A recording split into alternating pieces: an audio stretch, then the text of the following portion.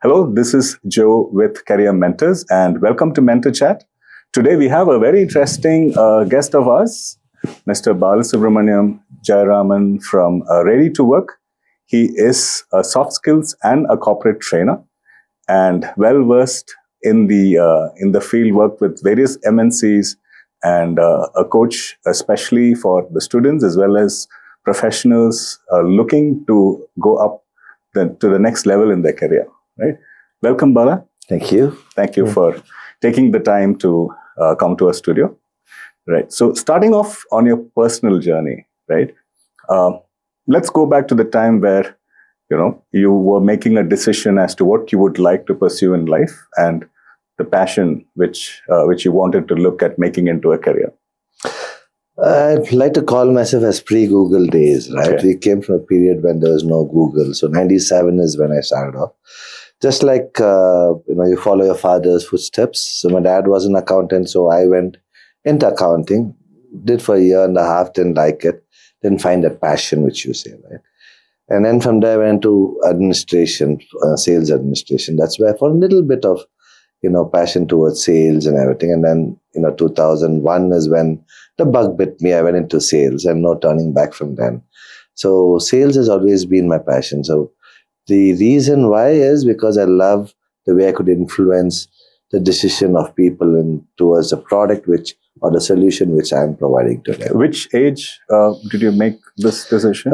This was in 2001, so it's about, should I be giving my age away? So that's about 5 years after my career. So I would say 26. 26, which is...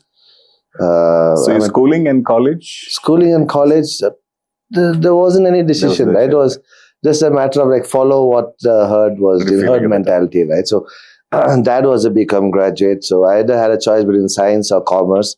So luckily I chose commerce because now with my entrepreneurship, I can balance out between my technology as well as my business skills as well. Got it. I understand that you've gone to many countries and now you alternate between Malaysia and India. Yeah. So some more about to understand about your journey in Malaysia. That's the turning point, I would say, for my team. So I used to handle a lot of teams from India. Okay. Bangalore, which is the IT hub of India, right? So I used to handle a lot of teams across the region. But in 2014, I had this opportunity, or I was forced for this opportunity to manage a Google project for my that time being company. And it's been a wonderful journey because from there, I managed to go to so many countries like Vietnam, Indonesia, Thailand, Singapore, and except Korea, all other countries I've been to around in Southeast Asia. It gave me that exposure. I always say that the travel gives you the better exposure. Sure. It gave me the exposure about the cultural differences we have in each of these countries and the way they work and the styles they've had, which helped me to carry it back to India now, which helps me in both my businesses, which I do from here. Okay. Specifically with soft skills, right? Do you think there are certain soft skills which lack across globally, or is there some soft skills which are like country specific? I would say it's a common trend. I mean, even till I went to Malaysia, so I always had this opportunity of working with fresh grads. Right. So fresh off the oven, they say, right? So I always thought it's an India-related problem in terms of the soft skills, right? But 16 other countries pretty much had the same situation. Same issue. So talk about Malaysia, Singapore, Thailand, of course, Vietnam, of course, Indonesia, of course. So all these countries, fresh grads, I had the opportunity to work with, except for a few exceptions. Everyone have that one common situation where they can talk, they can't communicate. True. For example, right? They do not understand what it takes to be a team player, thinking beyond oneself, right? They do not understand what it takes to become a team leader. I'm pretty sure when you are pretty much the same age group you're there, right?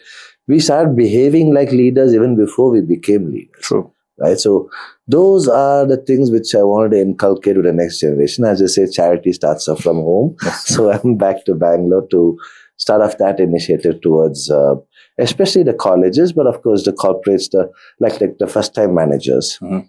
They can't think beyond being an individual contributor. So how to get them to start thinking as manager, how they could look at delegating tasks, how they could look at conflict management, Right. which is the biggest topic of It's a the, big topic. right. So that's a separate podcast by itself. But yeah, that's how I look at soft skill.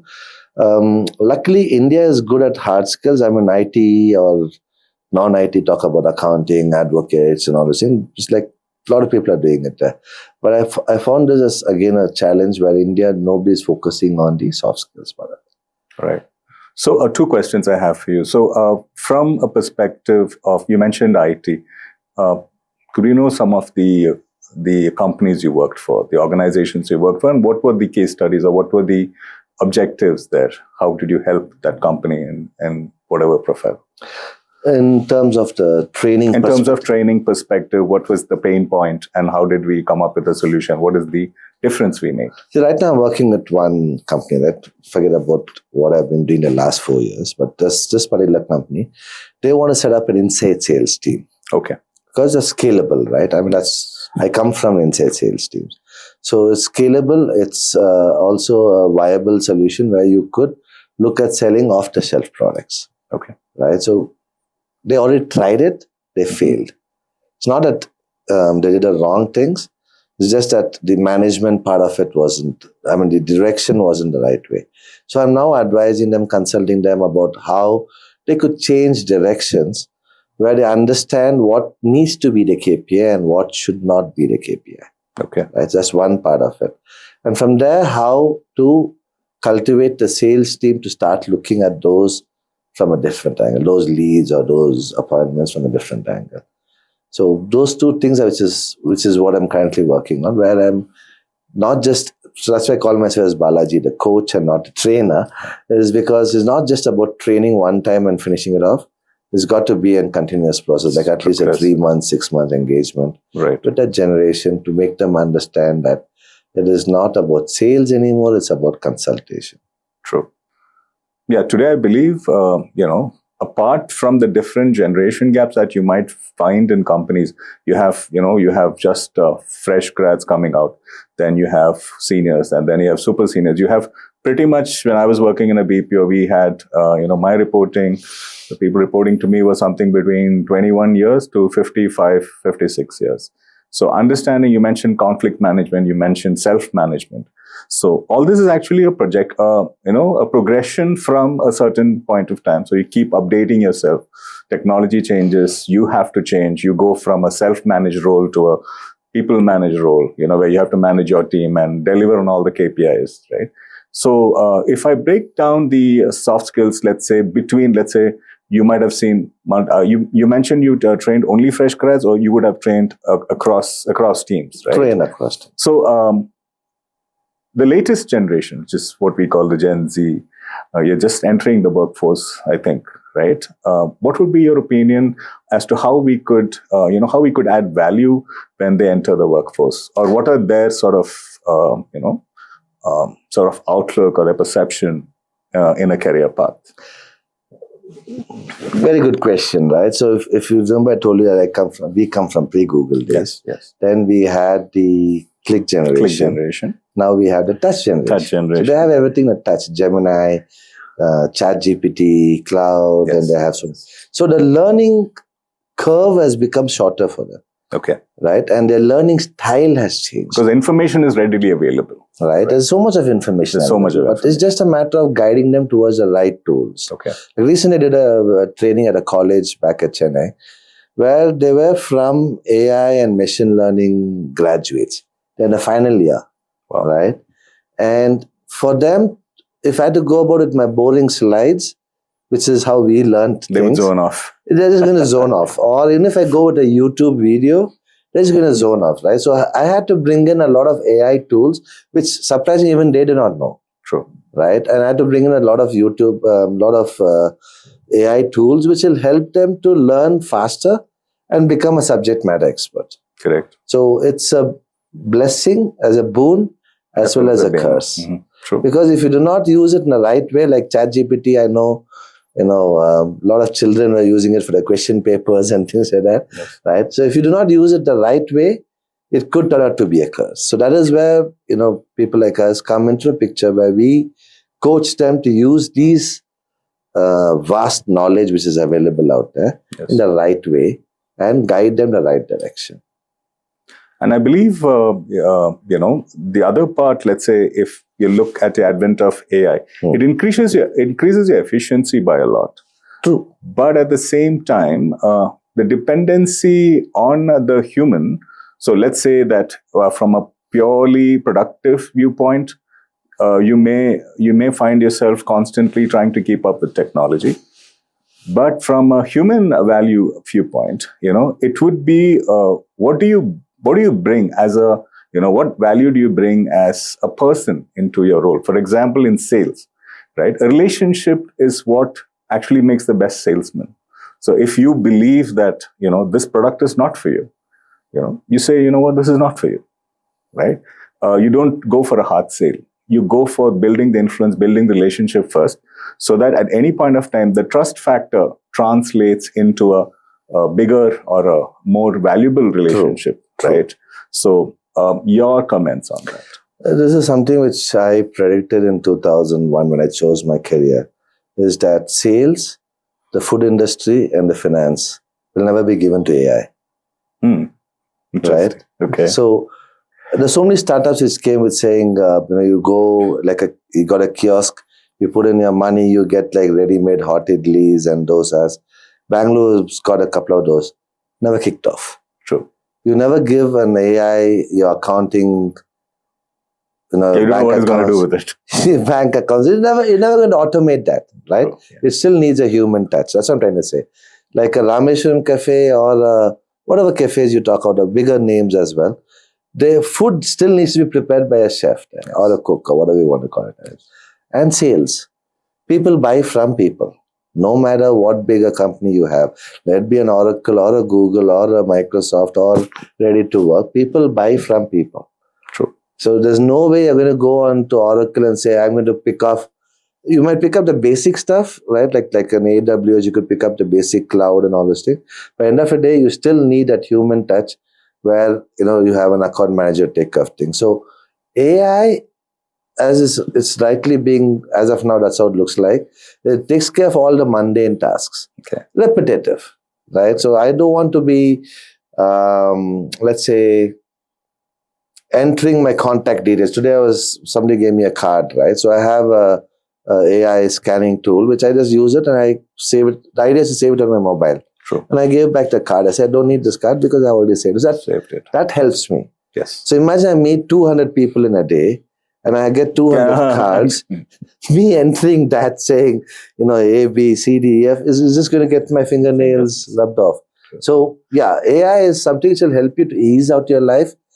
Having said that, answering your question directly, it does hold a danger where people, if they're not the subject matter expert, if they do not understand the subject, and they're going to use AI, they're going to get the wrong result.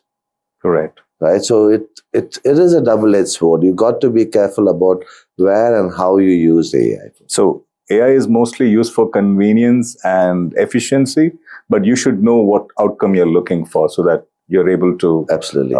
Like personally me, right? I've been a blogger for like ages, right? But I chose to use AI, like a ChatGPT or a Gemini, for a choice of words. Whatever said and done, English is not our first language. That is true. We're not Brits, right? True. So for that, we choose to use that for the choice of words. Correct. Not to create something out of the air. Yes. That is why I would recommend people on AI. Got it. Another aspect that you focus upon, I believe that you have multiple solutions, but one solution you really focus upon is on LinkedIn. Right? And today we see LinkedIn has replaced the conventional resume as an introductory or a platform where people can come to know about your professional life and also look at social proof depending on your connections and who's associated. Right? Could we have some inputs on that? Well, LinkedIn, I try to focus more on the branding part of it. So the idea is, you rightly mentioned, right? People stop looking at their resume. It's pretty much the same thing as a block on the left, as a block on the center. Every resume looks the same. True. Right? So they know you on LinkedIn from a B2B perspective. Yes. So if you use it the right way, and of course, there's a lot of AI tools which helps you to optimize that, which is part of my training as well. But if you use it the right way, you could brand yourself as the person who you want to be known as. Yes. Right? That's one part of it. And the second part is LinkedIn is the place to be at when it comes to building your connections with the CXO community. Not just as a business person, even as a college student or a school student who's little about 12th standard, or someone who's just starting off in his career, you start to find your mentors on LinkedIn. On LinkedIn. True. That's a fabulous thing which LinkedIn has. Right. So on the subject of LinkedIn, right? I believe there's still a lot to be adopted from, let's say, from a college level or a school level, where they would not have so much of a presence in LinkedIn, which you advocate, right? How do we increase the awareness in this space among communities? How do how do they come and discover, this is what, because you can maybe make a page in LinkedIn in a few minutes, but optimizing it to showcase you as a personal brand or optimizing it to build your network, right? That requires a skill. That requires maybe an understanding of how to use their ecosystem. How do you go about that in your workshops? Or what do you recommend? So taking a step back, right? I mean, rather than going straight away into LinkedIn, why do you need to do that? Right? So let's say, name any of the big colleges you might know in India, right, or in Bangalore. 10 to 20% of the people who get placed, maybe best of best colleges get 50% placed. What happens to the remaining 50%? Yes. Right? So that is where I come into the picture. Where I tell them that if you start building your brand from the word go, which is, let's say you're early on in college, you have 4 years of college to complete, you start building your brand presence, you optimize your LinkedIn, you put your projects out there, you connect with CXO communities, you start commenting on, let's say, Infosys head, if you want to be an IT guy, or you want to get mentored with Joe's, LinkedIn profile. You have already started building a brand, which by the time you finish your 4th year, when you reach out to this CXO community saying, hey, I'm ready to be picked up, that is the kind of power you get through LinkedIn. Yes. Right? Number one. Number two is when you're getting mentored by, let's say, 4 industry leaders, 4 people you can pick up, right? Let's say you want to be in sales. You pick up 4 sales guys who are there in 4 dominant companies. You catch up at least 4 industry experience or exposure, as I call it, by the time you finish your college. Yes. So that is the advantage you have. And of course, there's so many other programs which we also offer, where we could say that, okay, you know what, you finish this training, and then we provide you with customers whose LinkedIn you can manage. There's a lot of entrepreneurs who can't manage their LinkedIn profile. Right? So you get that exposure as well. So there's thousands of benefits I can go on about. But yeah, these are like top 3-4 things which I could think of. So I think starting off, because we are into mentoring and we are into aligning talent to careers, I think that's the first step. The first step is to brand yourself. The first step is for people to understand, okay, what is your thought process? Find you. Find you. Find you. Yeah, true. Right? Because today, I'm sorry to interrupt you, but today when I say, let's say, I met Jyoti, right? So if I say, the moment I say Jyoti, I go on LinkedIn and search for him, okay, Jyoti, what was his last name, right? I go search for him. That's the default. I'm pretty much sure it's the same with you it's also. The same with us. Where most of us just go and search for that person on LinkedIn. Yeah. It's no longer Facebook or Instagram. We search them on LinkedIn because it's a professional connection. So if I could find him, that means he's alive. True. If I couldn't find him, that's my prediction, that if you don't find a person on professional media, then it's not worth even having a conversation with them. True. I don't know if you agree with that. Partly. So let's go into ready to work, right? So what are the different solutions that ready to work provides? I pulled into 3 big umbrellas, right? Because obviously it's a lot of things to talk about. But the 3 big umbrellas which I look at is networking, branding, communication. Okay. right? So networking is LinkedIn, as you already know. So how to optimize thing, right? But at the same time, networking offline as well. Yes. How do you carry yourself? How do you body language yourself?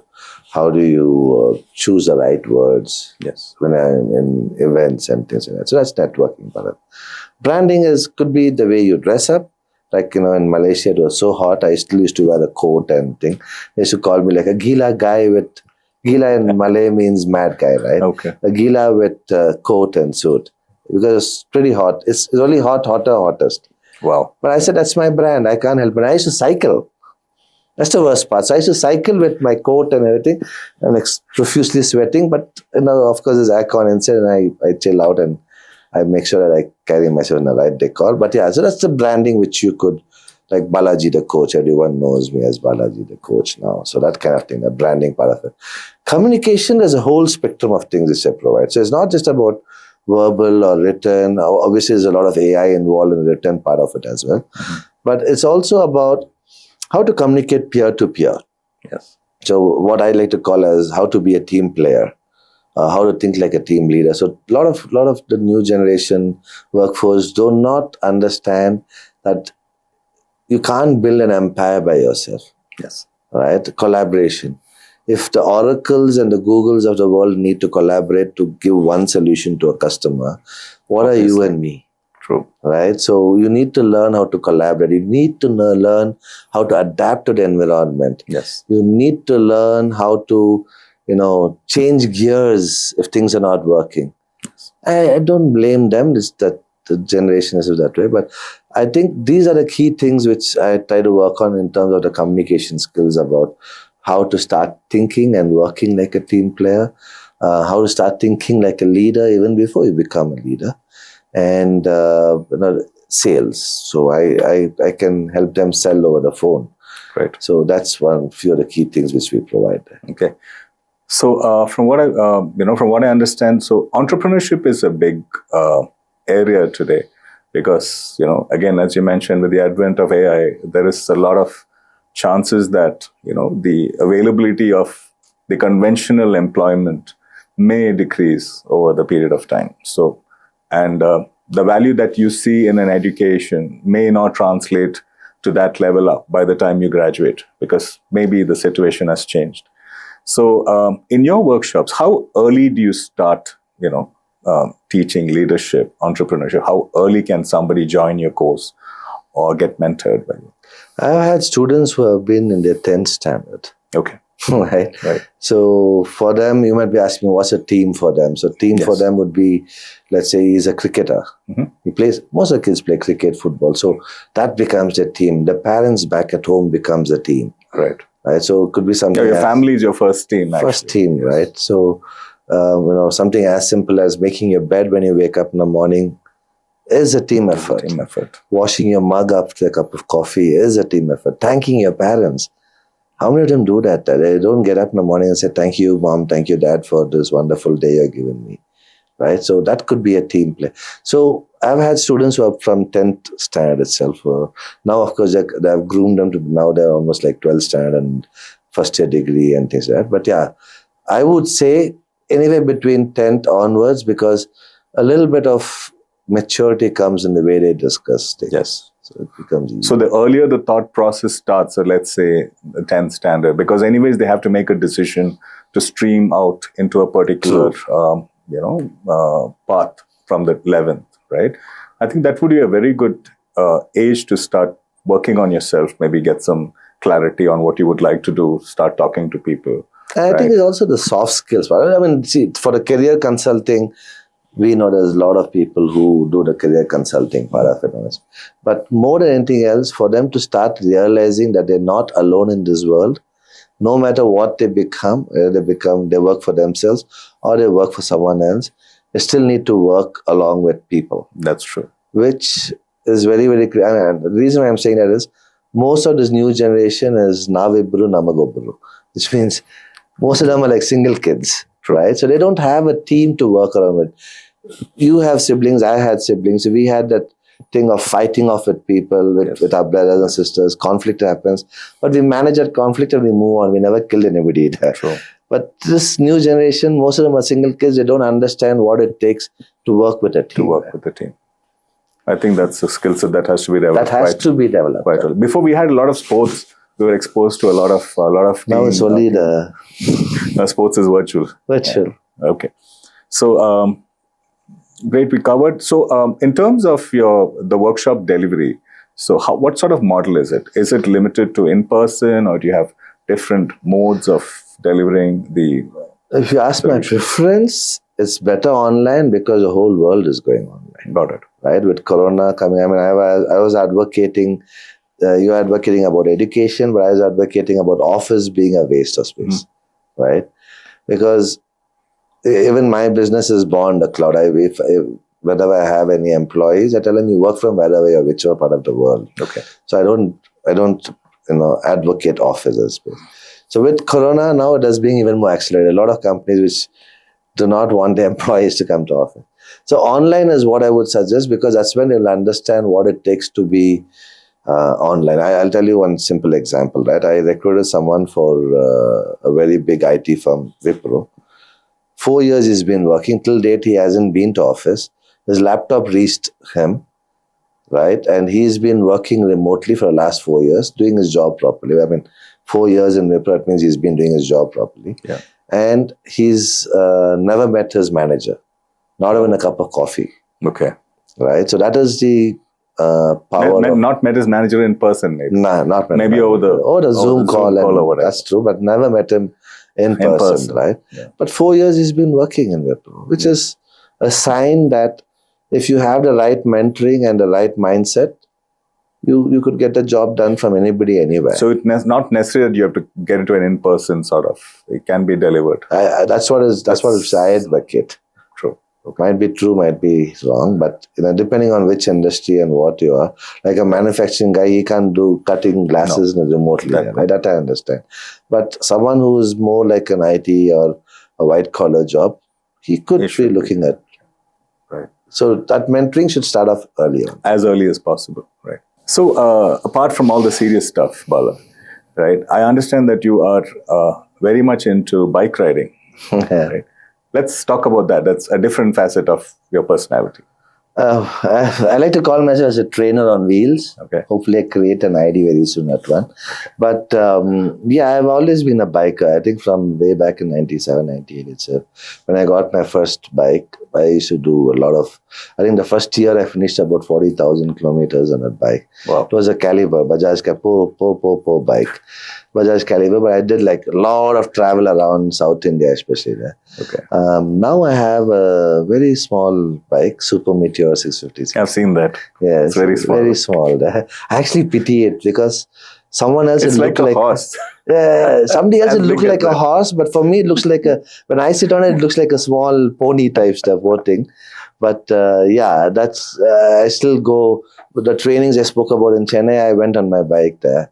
Yes. Wherever I go, I try most of the time you ride your bike. I ride my bike around to the trainings as well. So that's been my blood, I think, for a very long time. So normally, people transition from a two-wheeler to a four-wheeler during a phase of their life. Mm-hmm. Like, I mean, at least most of the time, right? But I see that you're mostly with the two-wheeler. You prefer a two-wheeler most of the time. Four-wheeler is only when I'm with the family. The family.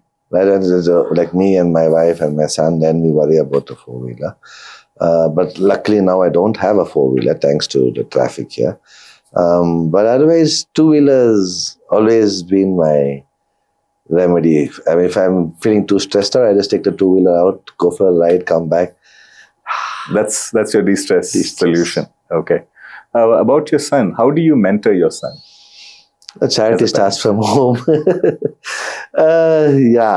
So it's that generation itself, right? I know. Before he even knows. I know everything, right? You ask them anything, pata hai. Like you go to Mumbai, they say, pata hai, right? Or you go to Bangalore, every other kid, and I thought it's just my kid, but every other kid you ask them, I know. That's a common thing there. So, I mean, for me, it was more about staying updated more than mentoring him, because that generation is what I would like to call as over smart. Smart is fine, over smart. So he comes one fine day, like this is about 2 years, a small story, right? 2.5 years ago, he comes to me and says, he comes to his mom, who's a teacher in a very big school. Do you know what is Chat GPT? So she says, no, right? Most of the educationists are not updated. He tries to be smart with me. He says, you know what is Chat GPT? I said, yeah, of course I know. How do you know? I said, Mitara Bab. Right? So he's like, oh yeah, my fine. So if I don't upgrade myself, somebody else was asking me earlier on saying, a lot of trainers and coaches still think about CDs when we talk about recording videos and this thing, right? So for me, if I don't upgrade myself, what am I going to teach off to the next generation? Yeah, that's true. So with him, and this is what I tell most of the new generation people is, first learn to digest whatever we are saying. We might come off as boomers, which is a new terminology which most of the kids use.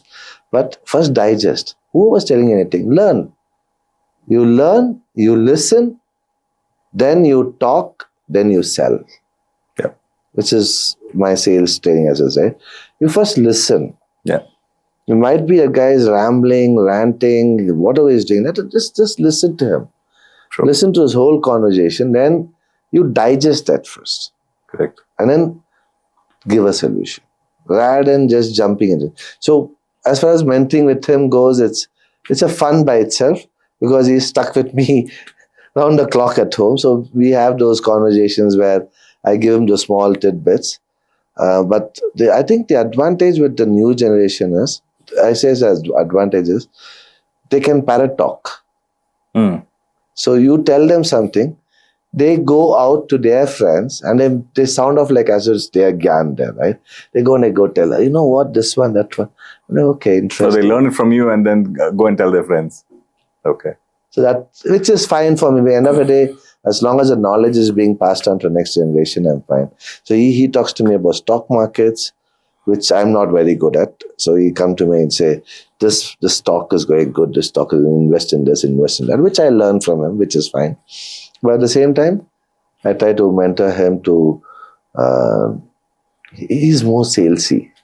And he's been this way from the age of 3, 4. He'll come to me and say, Dad, do you think you'll have like 1,000 rupees? I'm like, why do you want 1,000 rupees? I saw a nice toy there in that showroom. I want to buy that toy there. So he wouldn't ask directly for a toy. So he said, do you have 1,000 rupees?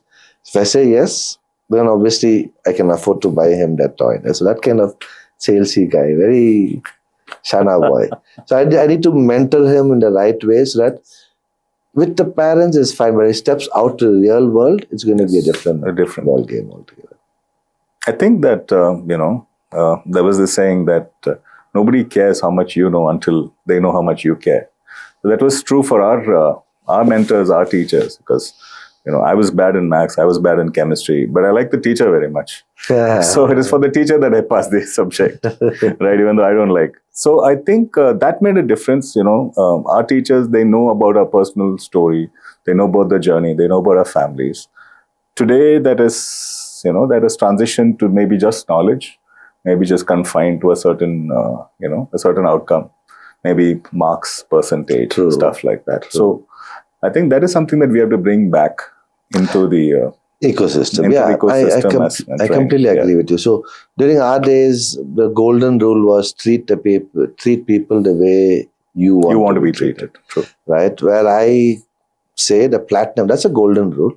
But the platinum rule is treat people the way they want to be treated. Yes. Because our generation motivation, and again I'm coming off as a boomer, our generation of motivation was different compared to the new generation. The new generation. Completely different. For me, it was like, okay, how do I build my status? How do I buy a house, buy a car, wear suits, things like that, right? Whereas the new generation is all about how do I spend? True. How do I learn? Which is good. Our generation, that was a need of the hour. Yes. The new generation, this is a need of the hour. So we need to evolve around that one rather than still sticking to the old ways of studying, old adage ways of studying. So a little bit about why you started Ready to Work, because you're obviously working with the big organizations like the Googles, the Oracles, the Dells of the world, and normally everybody's happy where they are. So, what made you take the jump into entrepreneurship? Branding. I've been a little bit fanatic about branding from 2001 onwards. And I always believe that I need to build my own brand about the company. So no matter where I work, everyone knows me, especially my customers, that if I'm calling them, that means there's a solution which I can bring to them. Okay. And that was, it'd be Oracle or Google or Cisco or Intel. So when 2020 is when the bug bit me, I could say. It's not like actually a bug. It's more like I was stuck here for 4 months during COVID. So normally people take it as a curse. I took it as a blessing to think about what I can do as a brand for myself. And that is where is Ready to Work. Surprisingly, a website was available. Mm-hmm. Ready to Work is where the concept started arising. Say, okay, as the name says, getting people ready to work for themselves or for somebody else. Yes. So that is where the whole concept started off, that to pass off the next generation on what all we have learned, already 15 now, right? So pass on the next generation on what all we have learned and how we could strengthen, might sound a bit too patriotic, but strengthen India in the perspective of the work skills. Right. Because honestly, we are losing the battle with Indonesia and Vietnam. It's just that the English isn't so great. But from an IT standpoint, we're already losing the battle to Indonesia and Vietnam. And BP already we are struggling with Philippines in the market, right? Yes. So we have to make sure this generation grabs that soft skills so that their communication becomes better, the way they interact with peers, bosses, everything works out the right way there. So that's where Ready to Work. That's how you Ready to Work, and that's how you sort of contribute. Contribute back to the society. Okay. Great. Thank you so much for being with us today, Bala. It was inspiring and a very thought-provoking sort of career that you've had. And we look forward to talking to you about various different subjects in further podcasts. Thank you so much. Thank you. Thank you.